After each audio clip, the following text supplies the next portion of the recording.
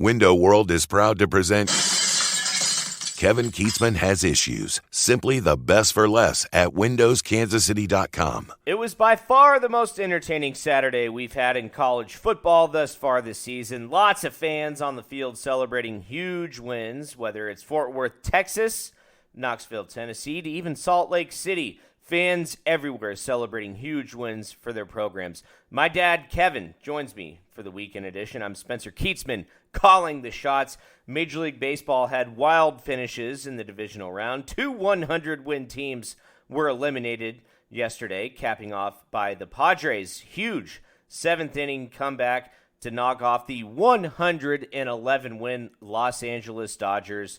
It was a sports fan's dream on Saturday, October the 15th, and we're here to talk about it.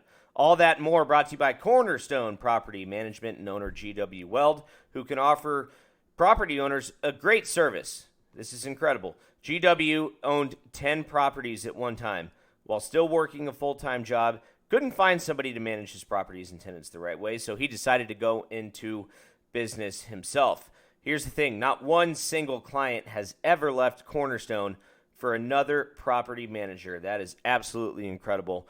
Cornerstone manages hundreds of properties with hands-on care in finding excellent tenants, maintaining the property, and collecting rent. If you own rental properties or you recently maybe inherited a house or something like that, or maybe came into a property that was unexpected, they can take care of you because a lot of times you don't know what to do with it, right? So you can call them and see if it works for you, and it will. I guarantee it. If you own rental properties, request a free quote from Cornerstone. You can go online to homewithcornerstone.com. Let the rental work for you. Also brought to you by Earth Effects Outdoor Living and owner Daniel Hanks, because they do incredible work. Go to the website, eeoutdoor.com. You can see all the beautiful projects. You got that backyard. Sometimes you look out in the yard, you're like, I don't know, this could be better. And if you're thinking about doing it, do it. Call him. He'll take care of you 100% from start to finish with great integrity and conservative values. Daniel has 25 years experience in the business and can take care of your yard, your patio, whatever it is that needs to be done. He's got you. They can do that illuminated outdoor lighting that you've always wanted. Maybe light up that backyard a little bit, light up that front patio. He's got it all. He can take care of those tough spots. You know, you've got some spots in your yard that are probably tough in the summertime in Kansas City, I would assume. And the fall is a great time to get that done. The weather's nice right now, and he can just take care of some of those tough spots with a hard rock landscape. Landscape it, make it look nice, and he's here to do that for you. He treats every project like it's his own at his own house, and Daniel can take care of you at Earth Effects Outdoor Living. Again, that's eeoutdoorliving.com. The phone number, write this one down, 816-478-7700. That's 816-478-7700, or you can connect with them on Facebook at Earth Effects Outdoor Living. Build your dream backyard with Earth Effects Outdoor Living. All right, I've got a lot to get into with my dad. I'm excited about this one. Let's go. Roberts Robinson Chevrolet Buick GMC presents Kevin Kietzman Has Issues. Shop, click, drive at robertsrobinson.com. It is the weekend edition of Kevin Kietzman Has Issues, and I don't get to do this that often, but you know what? I'm going to bring my own damn dad on as a guest. Kevin Kietzman joins us here on the weekend edition to recap a wild, absolutely wild college football and Major League Baseball divisional weekend, playoff weekend. So I asked you this question last night, and I'm not sure you've had to think about it, Dad, but when was the last time 2 100-win baseball teams were eliminated in the same day? I mean, that's what happened yesterday. The Braves lost, the Dodgers lost, and I don't know if you were up late for that West Coast rain delay multiple times in San Diego baseball game, but I was. I watched all of it, and nobody in San Diego seemed to care that they were getting dumped on rain in the bottom of the 8th inning in that ball game. What a fantastic just weekend in general for baseball and college football. Well, we're setting a podcast first, I think, as the host of a podcast as a guest on his podcast. So that's the first. Different. I think that's the first that this has ever happened. No, I did not stay up late for the Padres. I gave up on the Padres. They were down, and they scored 5 in the 7th inning to win the thing, and the Dodgers go home with their 111 losses, and their season is over. They've been, the comparison with the Dodgers, and I don't want to get too wonky into baseball here because we want to talk about maybe the greatest sports day of the year yesterday with everything that happened. But the comparison with the Dodgers here is the Chiefs. The Chiefs have had 4 straight AFC title games at home as either the 1 seed or have home field advantage. They've only won 1 Super Bowl out of it. The Dodgers just keep reeling off these amazing years, and they've only won 1. They can't seem to navigate their way through the postseason. So the Chiefs and the Dodgers have some similarities. Spence, they're calling this the greatest sports day of the year. Nobody would have thought that going in, but just an overview of what we had. Okay, the Phillies knocked the Braves out. They're the World Series champions. Right. They knocked them out. They're done. Phillies move on. The Astros move on by beating the Mariners 3-0 in their series, but the clinching game in Seattle was 6 hours and 22 minutes long, went 18 innings, and was 1-0. Cleveland scored 3 runs in the bottom of the ninth to beat the Yankees. They're up 2-1, and the Padres knocked out a 111-win Dodger team. They're gone. Couple that with all these unbelievable football games we saw on Saturday. This was one of the most dramatic sports days ever. It was just, and there were just wild fan celebrations everywhere. And I feel like some of this is kind of post-COVID, man. People are at these games, and they're like, it just means more. It just feels so much better to be out there doing it. These college fans went absolutely bonkers on Saturday. How about 100,000 people at the Tennessee game, just going absolutely nuts? When we'll get to Kansas in the Big 12. Obviously, a huge letdown for the Jayhawks, but Tennessee, that was the highlight game of the day. Most of the country was watching that one over anything, and 100,000 plus people at Tennessee in an SEC shootout. I mean, no defense really whatsoever in this football game. Alabama was a 9-point favorite, and that game went to overtime. Tennessee wins it with a field goal, and it had gotten dark there. The fireworks went off. They took the goalpost to the dang river. I mean, that reminded me when I saw videos of that online. Remember when K-State beat Nebraska in 98 and they dragged the goalpost to Aggieville? Is it something similar to that? I mean, like, when was the last time you saw the fans drag the goalpost somewhere? Well, they're hard to get down. They make them now to where you can't really break the uprights. They have hinges on them, and you can't really break them. So they didn't, but they got them off, and they carried them out. Tennessee fans went from thinking they had the game won to being convinced they had it, that they lost it, and they're literally like crying that they were going to lose, and then they come back. And then they march down with – I'm like, take this game to overtime. Just take it to overtime because they didn't have hardly any time left. And Hooker marches them downfield, and they get set up.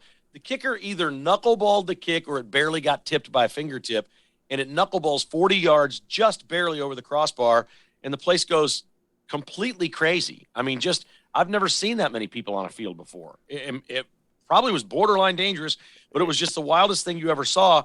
Alabama – here's how impactful the crowd was. Alabama had 17 penalties in that game. Wow. Alabama's gone months in a season without 17 penalties. McGrath hit the 40-yarder to win it. Bryce Young just took a beating. I mean, he came back from injury, and he just took a beating in this game. Hooker was amazing. 385, 5 touchdowns. The goalposts come down. Tennessee's undefeated. Georgia's undefeated. Ole Miss is undefeated. There's 3 SEC teams undefeated, and Alabama is not one of them. College football rocks this year. It really does, and in the Big 12, I think that the Big 12's best chance at having a playoff team is TCU, and I'm not just saying that because they're undefeated. I don't think Kansas State has a chance. The loss to Tulane is just that's done. I mean, even if Kansas State runs the table, I don't think there's a chance there. Oklahoma State still maybe, even though after a tough loss yesterday, but TCU is by far in the driver's seat to have a college football playoff appearance for the Big 12 Conference, and they win yesterday. I'll be honest, I was confused. I watched a little bit of the highlights of that game. TCU was wearing black jerseys with red or orange numbers. I was a little confused right away. I was like, is that Oklahoma State? Blah, blah, blah. No, but regardless, they win that game on the last play. They storm the field as well. There were 3 major conferences, and if you include Utah in that for the Pac-12, that stormed the field on literally the last play of the game yesterday. I mean, it was absolutely insane. TCU wins in overtime. They have a touchdown to win the game, and they're 6-0, just like that. 43-40, TCU wins in overtime. This is a game that Oklahoma State led 24-7, and I think Oklahoma State was the only team in the league that had any kind of a chance to make the college football playoff, and that's over. I don't think TCU has a chance. I actually think TCU is a team that could maybe run the table and not make it. I don't know.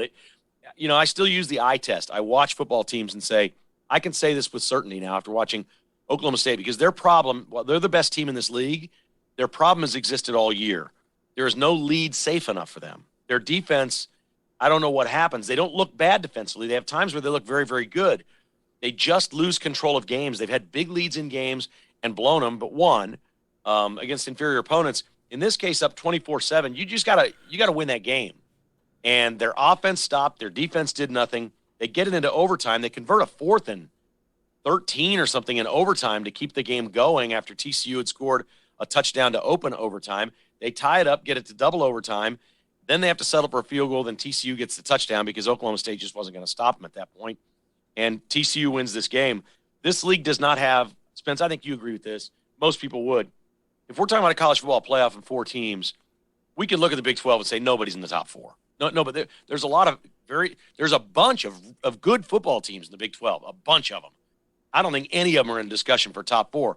You watch Tennessee play and you think, okay, they're in discussion for the top 4. You watch Georgia play and you think that. You watch Michigan play and you think that.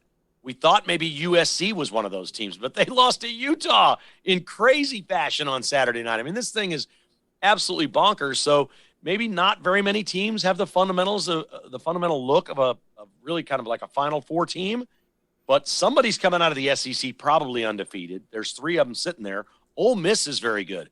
Alabama has more losses on the horizon, folks. They're not running the table. Bama's going to be out of this thing this year, and I'm very excited about that. But I think it's interesting to see Tennessee play the way they're playing, and Tennessee-Georgia should just be a game for the ages.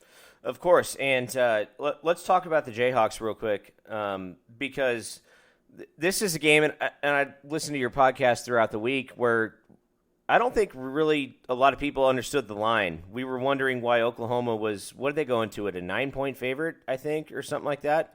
And I always thought the wrong team was favorited all week. I was like, there's no reason besides the fact that the quarterback is out that Kansas can't go in and win this game. Obviously, we were proven wrong with that. Oklahoma got up early and never really looked back. But, what kind of setback is this for Kansas? I mean, obviously, there's still a chance for a really nice season with the Jayhawks, but got to feel a little demoralized going into Oklahoma and losing the way they did.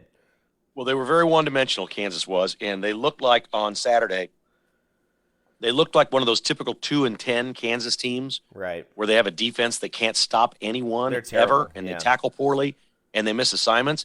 Kind of came out of nowhere. A couple of weeks ago against TCU, against Iowa State, they obviously played very, very well defensively. Against TCU, they had moments where they looked pretty good defensively.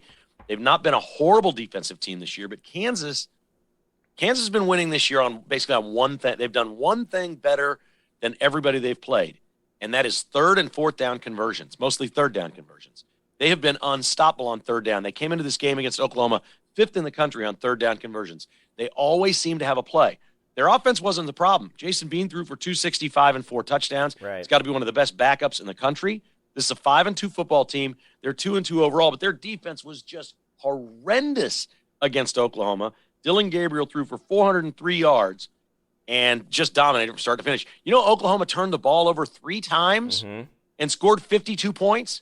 You know how bad this could have been if they hadn't turned it over 3 times? So Kansas has got to do some soul searching here on their defense, because I think there's actually better offenses out there in the Big 12 than Oklahoma, and Kansas defense looked really, really bad in this one. It's a setback. They're still having a fine year, man. Kansas sitting at 5-2, 2-2. There's a lot of things possible for the Jayhawks this year, and they're never really out of it because their offensive coordinator is so good. Their scheme is so good offensively. Bean is a good backup. Look, they scored 42 points. That's supposed to be it. That's more than K-State won. That's more than K-State and Adrian Martinez scored in Norman, and K-State won. So that has to be enough. Kansas has to find a way that 42 points is enough to win a game. Well, I mean, realistically, what's the ceiling there, though, for KU this year? Because obviously, I think any Kansas fan would take 8-4, right? At this point, I mean, they still got some tough games ahead. They still have to play Oklahoma State. They still have to play Kansas State. I mean, 8-4 seems like a realistic ceiling for the Jayhawks, right? I would sign up for 8-4 right now in a heartbeat. That's 3-2 in the conference to finish. Right. They have 5 games left. They have a winning record in the conference going forward. I think you take that. We always talk about this in basketball. Kansas is the reverse of what they've been in football. You know, they always show every year in basketball, Kansas has the toughest schedule in the league, in the conference, in the country, and all this other stuff. I'm like, how's that possible? They don't have to play Kansas twice. You know, all these other teams in the Big 12 have to play Kansas twice. The problem Kansas has right now is they're getting better. They don't get to play themselves. Right. There's no Kansas that you get to beat every year right now. So they literally play 9 games that they could win or lose, because they've shown to me that they can play with anybody and beat anybody. But I think it's also true that they can lose to anyone. Generally, when you do that, you're probably going to be a 4-5 team or a 5-4 team. And right now, I think they'd take 5-4 in a heartbeat. Well, looking ahead, Kansas State goes to TCU next week. That's obviously a huge game. A lot of K-State buddies I was talking to were hoping that College Game Day might appear for that game in Fort Worth, but they're not. They're going to Oregon for UCLA and Oregon.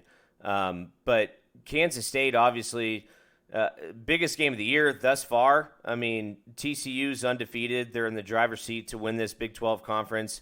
That team is good. I've been to a game at TCU. It's a very, very interesting place.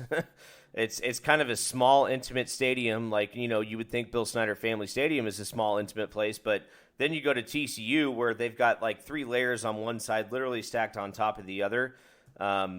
It's an interesting place to watch a game, and I think that obviously a lot of Dallas area K-State fans will show up. I mean, TCU in the Big 12, ever since they've arrived, they've had a lot of the other teams' fans in that stadium just because of the amount of alumni that live in the Dallas-Fort Worth area.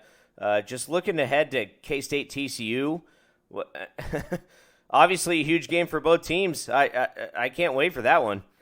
Well, they're both 3-0. They're the only undefeated teams in the league. Texas is 3-1. Oklahoma State is 2-1. So those are your 4 front runners to be in the title game in some combination.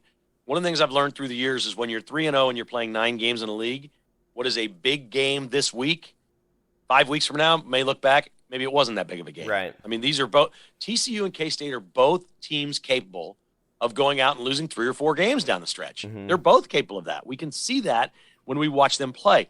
There's just so many close games. The Big 12 only had 4 games this week. The Kansas game was the closest one. It was 52-42. The other 3 were all decided by 3 points. This league is jammed with good football teams that can all beat each other.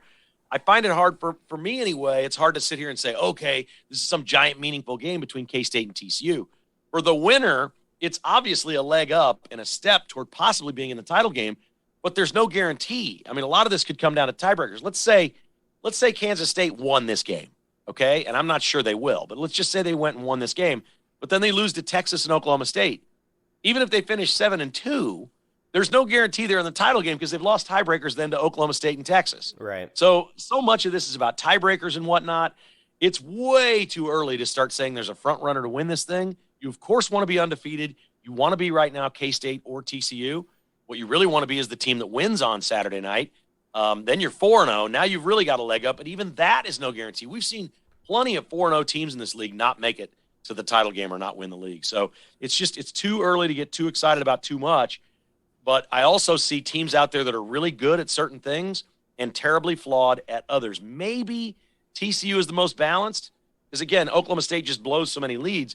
K-State's not a complete one-trick pony, but if their defense doesn't perform at a high level, they can't beat anybody.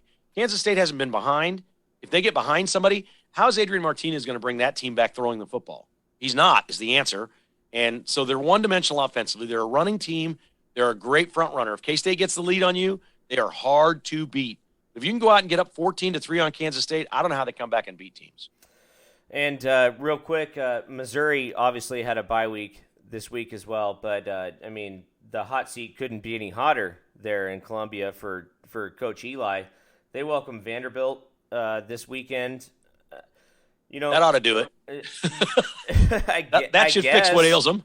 Right, but what happens if and when Missouri loses to an 0-3 in the SEC Vanderbilt team? Well, I think Missouri will win that game. Vanderbilt was terrible Saturday. I think Missouri wins this game. Missouri's been so close. I think a bye week does them good. I think you rest up. Yeah. They've actually been better than their record isn't. They've actually been a better football team than I thought. I mean, they played a couple games Florida. I thought they would just get trounced, and they didn't. Their comparison is like Iowa State and Missouri are having the same season. Iowa State isn't beating anybody, but my God, they're hard to beat. And every week, Texas just struggled their tail off yesterday to win that game against Iowa State. And you feel bad for Iowa State. The kids can get demoralized or get down on themselves because you show up every week and you think you're as good as the team you're playing and then you don't win. That's been Missouri in the SEC. But the bottom line is this. You look at the standings in the Big 12, Iowa State's in last place. You look at the standings in the SEC, Missouri's in last place. And you can't change what your record is. If Missouri's going to make something of this season and make any kind of a run at a bowl game, you got to beat Vanderbilt. You get Vanderbilt, you got to beat them. And I think Missouri will. But there's just something not quite right about Missouri. It's almost like they haven't learned how to win. And some of this has to be coaching or system because a guy like Lance Leipold very quickly kind of showed Kansas, changed the culture there. He called it rewire. I've never heard a coach say this. They asked Leipold how he did it. He goes, I rewired everybody's brains. That's what we did. We came in here and we rewired their brains. And there's an element of that. I mean, we watch these teams play, and for the most part, there's a bunch of teams in the country that look physically equal. Like, okay, this team's got some fast players and some big players and a guy that can throw it a little bit and a good running back and things like that. There's a lot of teams out there that look fairly similar. The difference is coaching and systems. And I think it's just a crazy year for college football. Well, I mean, if you look at Missouri, obviously they took Georgia down to the wire. But you got to find a way. They're 2-4. You got to at least win 6 games, right? I mean, yep. I don't know if I see that. You're at South Carolina, I don't either. I just know that there is no path without beating Vanderbilt. Oh, no question about that. I mean, you're looking at Kentucky, Tennessee, and Arkansas left on the schedule. I mean, that's just incredibly tough. This is a team that had a double-digit lead over Georgia in the fourth quarter and lost the game. I'm just saying that Missouri is capable of something. I don't know what it is. They're capable because we've seen it. We've seen their defense just be fast and furious. I mean, at times their defenses, look, they beat Auburn. They didn't win the game, but they beat Auburn. They beat them twice in that game and didn't win it. So it isn't like they can't go beat some teams. And some of the teams you just mentioned, Arkansas, Kentucky, these are good football teams, but they're not Georgia. Right. So they're not Tennessee either. I'm saying there's things that are doable, but nothing's doable without beating Vanderbilt. You got to beat Vandy first and then figure out where you are and say, okay, how do we go find a couple more? All right, it was a wild weekend. I mean, any final thoughts here, Dad? What else stood out? Obviously, no, we talked about Utah. Spence, it's been such a pleasure, having you do the weekend podcast and having you as my son. I know we have so much in common when it comes to sports. Mm-hmm. I would have thought by this point in my life that I can't say sports mean as much as they used to. I used to when a team would win or lose, and you'd be happy or sad or whatever. And I don't really feel as much of that anymore. But my God, the entertainment that football season gives us as Americans, it's a true blessing. And people who love this sport, and then crossing over the baseball, what happened on Saturday, college football having one of its greatest days ever. I mean, this is just keeps on giving, and there's a freedom, a quality of life component. There's a lot of things about America and football that all kind of combine together. And it's days like Saturday, man, that, you don't have to pinch yourself to know you're alive. It was just fantastic. Well, I'll end with this. Here in the state of Arizona, we have obviously a couple big elections coming up here in November. Kerry Lake and Blake Masters here have to absolutely win. I mean, the U.S. Senate race, which I think is huge in Arizona this year. I mean, Mark Kelly's the biggest Biden puppet I've ever seen in my life. Ran on a bunch of things that he really isn't, tries to appear more conservative than he isn't. How about Kansas and Missouri? How are things shaping up right now? Well, Missouri's locked down. Eric Schmidt has a 12-point lead in the polls. He's going to win the Senate seat there easily. Right. Derek Schmidt is running for governor in Kansas, and he's thought to have a 1 or 2 point lead. But it's one of those 45-43 deals, which is 13% undecided, which is not true. That means about 10% of those, 10 points are Republicans not telling pollsters what they're going to do. So I think Derek Schmidt becomes the governor. I'll say this. I think Kari Lake carries Yes. Blake Masters over the finish line. I don't think Blake Masters is a great candidate. I think he talks a lot. He looks kind of and sounds kind of nerdy, but I think she's going to carry him across the line. I think she is an absolute star. I think she could, if she wins this, if she wanted, she could eventually be a presidential candidate and be an absolute force. Yeah. She is Donald Trump without all of the baggage that Trump has. She believes in the same things. She's completely and totally polished in front of the camera from her years on television. She knows how to articulate her point, and she is a candidate that you will not be able to pick on. I'll give this as an example. If Donald Trump and Kari Lake had a debate and he started calling her, Crazy Carrie or something like that, Trump would just be off the rails because she is the candidate that you cannot do that to. She is so classy, and everything about her is so good. I'm telling you, she's an absolute star. She is an absolute star in this party. I would line up for a DeSantis Lake ticket right now in America and go for it. Yeah, but she may not even do that. She may say, look, here's what's really cool about Kari Lake. She didn't run for Senate. Mm-hmm. If she runs for Senate, she could have enriched herself, made a lot of money, gone there probably for decades and been a senator. She decided we've got problems where I live and where I love it, and that's Arizona, and I got to fix that. Right. She really wants to do something, which is kind of what a president does. That you run for president because you really want to do something. I think she's an absolute star, and I don't know how many – I've mentioned her many times on my podcast. I think she's probably running the best campaign of any politician in America this year. And seriously, if she'd aligned this campaign up that she's running in Arizona and we're running for president in 24, she could win. She could just flat win. She's that good, and I cannot believe how many great Republican candidates there are out there. They're everywhere. Yeah, I mean, I think she's going to win this election. I'd be surprised if she didn't. And then after this, when you talk about 2024, our mayor, Kate Galejo, out here, we got to get her the heck out of this place. So, you see these Republican states that are traditionally Republican that somehow were blue in the last presidential election. Arizona was one of them. There's a lot of controversy revolving around there. People talk about Texas, and they think that's turning blue. You just got to weed all this crap out and just ignore it, in my opinion, because it's not really happening. It's all fake, in my opinion. But I'm ready for November, Dad. I really am, because I think what we're going to see, I think in Arizona, you'll probably read stories after the election that Blake Masters was able to win because of Kari Lake. I think she's going to get a bigger part of the electorate than him, but she's going to bring out a lot of people to vote, and she's doing very well with the Hispanic Latino community as well, which is phenomenal. I cannot overemphasize what a great candidate she is. Yeah. She's great. She's a star. I agree. All right. That's going to wrap it up here for the weekend edition of Kevin Kietzman Has Issues, hosted by me. Yeah. Hey, wait. I get one question today, right? Sure. Are you going to set a wedding date? Yes, we picked a venue. I didn't ask that. I asked if you're going to set a date. Well, we're working on it. Have you been engaged for 9 months, son? Since February, yeah. 9 months you've been engaged, and we don't have a date? No, not yet. Dialing what y'all been doing right now? What have you guys been doing for 9 months? Planning it out, working, living life. I mean, all the above.